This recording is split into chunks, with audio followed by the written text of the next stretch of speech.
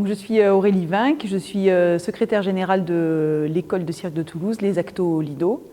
Et je suis particulièrement en charge des projets de recherche, de la formation continue et des partenariats étrangers, des projets européens. Et c'est pour cette raison que je suis là et on est depuis 10 ans partenaire régulier des projets transfrontaliers de la grainerie. C'est assez surprenant comme formule parce que c'est un système auquel on n'est pas forcément habitué, qui est issu plutôt du monde de l'entreprise.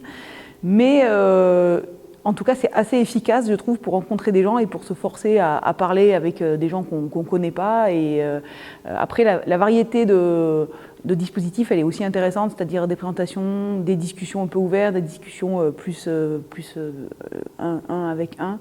Ça permet aussi de rencontrer des gens et c'est un peu comme un baromètre finalement de ce qui se passe, de l'endroit où on en est, autant sur l'artistique que sur la situation, le contexte sanitaire et sécuritaire.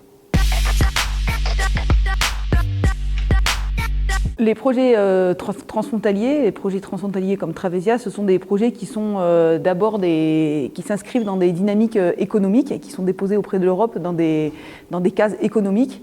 Et quand on a commencé à déposer des projets, le projet Cirkeo il y a une dizaine d'années, l'idée c'était de s'adresser à l'ensemble de la filière et d'inclure les compagnies, les lieux de diffusion, mais aussi les lieux de pédagogie, les lieux de formation, pour travailler sur vraiment toute la carrière, depuis le moment de formation jusqu'au moment d'insertion, de développement de projet et voire de reconversion ou de diversification des compétences.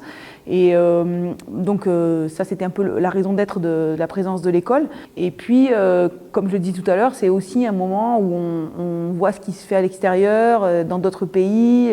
La comparaison avec l'Espagne, c'est toujours des comparaisons enrichissantes parce qu'elles permettent de se poser des questions sur les esthétiques, sur les méthodes, sur les manières de faire.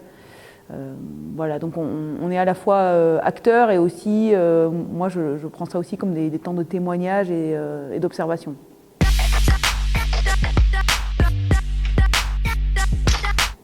Convivialité. Alors là, je vais donner une réponse assez personnelle, mais parce que peut-être je sors d'un débat sur la question du Covid. Et c'est vrai que ce dont je crois que tout le monde a besoin actuellement, c'est de convivialité. Alors Travesia dans son ensemble, je ne sais pas, parce que nous, on n'est pas partenaire premier et direct de Travesia, mais par contre, en tout cas sur l'hackathon, je sens qu'il y a vraiment une envie de parler, d'échanger.